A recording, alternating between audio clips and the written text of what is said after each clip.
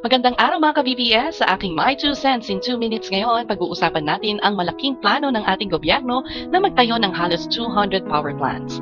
This topic is truly vital for our energy future here in the Philippines. My 2 cents ka-BBS? Ang pinakamalaking benepisyo ng planong ito ay ang matinding pagtutok nito sa renewable energy. Ito ang kailangan natin sa paggamit ng solar, hangin at geothermal power, direkta nating tinutugunan ang climate change. Mas kaunting carbon emissions, ang ibig sabihin ay mas malinis na kapaligiran para sa ating lahat at para sa susunod na generations. This is truly good for the planet and good for every Filipinos. Pangalawa, sa paggawa natin ng sarili nating energy gamit ang mga malilinis at sagana nating likas na yaman, nababawasan ang ating pagdepende sa mamahaling imported na fossil fuels. Ito ay nangangahulugang mas magiging energy independent ang Pilipinas. Hindi na tayo gaanong apektado ng pabago-bagong presyo ng langis sa buong mundo. It protects our economy and strengthens our national energy security. Ngayon, ang tanong na laging nasa isip ng bawat isa, mabababa ang ating Meralco o electric bill dahil sa mga proyektong ito? Mayroong malaking potential ka-BBS. Ang renewable energy ay may mas mababang operating cost sa mahabang panahon. Kapag mas marami sa mga plantang ito ang nag-ooperate at mas malaki ang naibibigay nila sa ating energy mix, malaki ang posibilidad na bumaba ang generation charges, which is a huge part of our monthly bills. Mismo ang Department of Energy na ang nagsabing maaring bumaba ang presyo ng kuryente.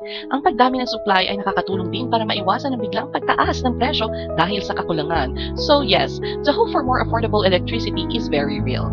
Dagdag pa dito, meron pang exciting na posibilidad para sa inyo sa pamamagitan ng net metering program na kung meron kang solar panel sa bubong ng bahay mo at sobra ang kuryente na ipoproduce mo, pwede mo itong ibenta sa Meralco o sa iyong local na distribution utility. Ibig sabihin, ang sarili mong tahanan ay pwedeng maging isang maliit na power plant. Hindi lang nababawasan ang sarili mong bill, kundi nakakatulong ka pa sa grid. This truly empowers us, ordinary citizens, to be part of the energy solution. Ano na ba ang update sa mga proyektong ito? Patuloy ang pag-unlad mga ka-BBS. Ang Meralco Terra Solar Project sa Nueva Ecija at Bulacan na magiging pinakamalaking solar at battery storage facility sa buong mundo ay 54% ng complete for Phase 1 at target mag-operate by early 2026. Bukod dyan, nitong August 1, 2025, inaugurate na ang bagong 22 megawatt Tanawan geothermal power plant sa Sorsogon City. Nagbibigay ito ng stable at 24/7 na malinis na enerhiya. These projects are strategically located like in Quezon, Camarines Norte, Palawan, Samar, and Negros Occidental, aiming for more renewable energy.